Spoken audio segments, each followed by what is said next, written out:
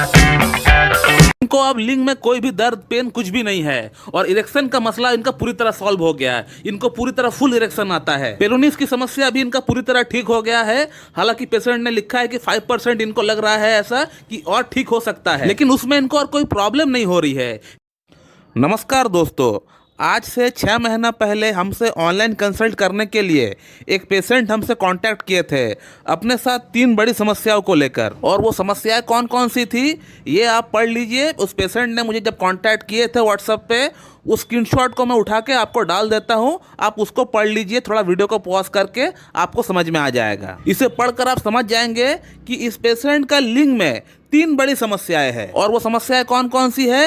1 number है Peyronie's, दूसरा number पे है इनका इरेक्शन जो है बिल्कुल 0 हो गया है। थर्ड जो प्रॉब्लम है, इनका लिंग में जब भी इरेक्शन आता है तो इनको बहुत ज़्यादा पेन होता है। और ये सभी समस्याएं डेवलप होने का पीछे एक कारण है, वो इनके साथ एक एक्सीडेंट हुआ था। वो एक्सीडेंट ये था कि ये जब संभोग कर रहे थे बहुत ज़्यादा हार्ट स्ट्रोक्स लगा रहे थे। और हार्ट स्ट्रोक्स लगाने का कारण से क्या हुआ, लिंग जो है वो योनि का ऊपरी हिस्सा में जाकर टकरा गया और वहाँ पे बेंड हो गया। पेशेंट को बहुत ज़्यादा पेन हुआ, दर्द हुआ, तकलीफ हुआ। उसके बाद से ही ये सारी समस्याएं जो है एक एक करके डेवलप हुए। बहुत सारे लोगों में इस तरह का एक्सीडेंट हो जाता है और पेनाइल फ्रैक्चर तक भी हो जाता है। पेनाइल फ्रैक्चर जो कि एक इमरजेंसी कंडीशन है, जिसके लिए आपको हो सकता है कि तुरंत आपको अस्पताल भर्ती भी होना पड़ सकता है। लेकिन इस केस में पेनाइल फ्रैक्चर नहीं हुआ है।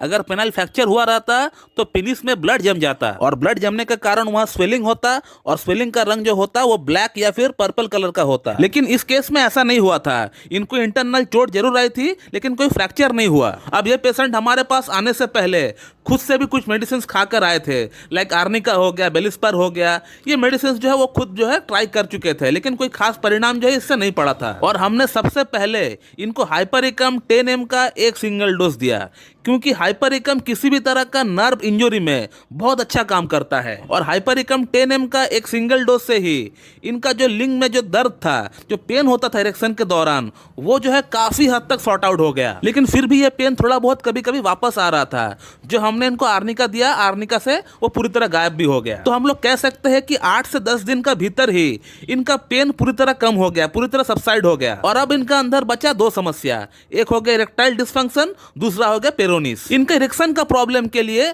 हमारा खुद का बनाया हुआ जो गोली है वो हमने इनका 2 महीने का कोर्स करवा दिया। और ये आप उनका फीडबैक देख सकते हैं। पेशेंट ने मुझे उनका इरेक्शन का मसला को लेकर क्या कहा। और हमारा गोली को खाते हुए इनको सिर्फ 2 ही हफ्ता हुए थे।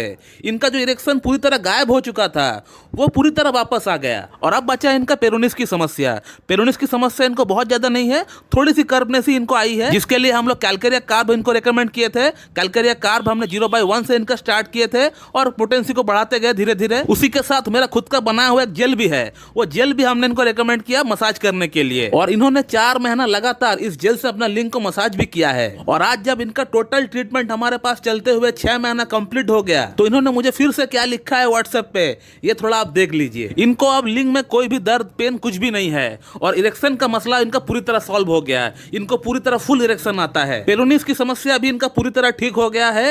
हालांकि पेशेंट ने लिखा है कि 5% इनको लग रहा है ऐसा कि और ठीक हो सकता है, लेकिन उसमें इनको और कोई प्रॉब्लम नहीं हो रही है, ये भी उन्होंने लिखा है। तो इस वीडियो में आपने ये देखा कि कैसे एक चोट लगने का कारण से, एक एक्सीडेंट का कारण से इनका अंदर 3 बड़ी समस्याएं डेवलप हो गई और होम्योपैथिक ट्रीटमेंट के जरिए उसको कैसे ठीक भी किया गया ये भी आपने देख लिया। तो होम्योपैथी का रहते रहते अगर आपको इस तरह का कोई समस्या होता भी है तो आपको डरना नहीं है।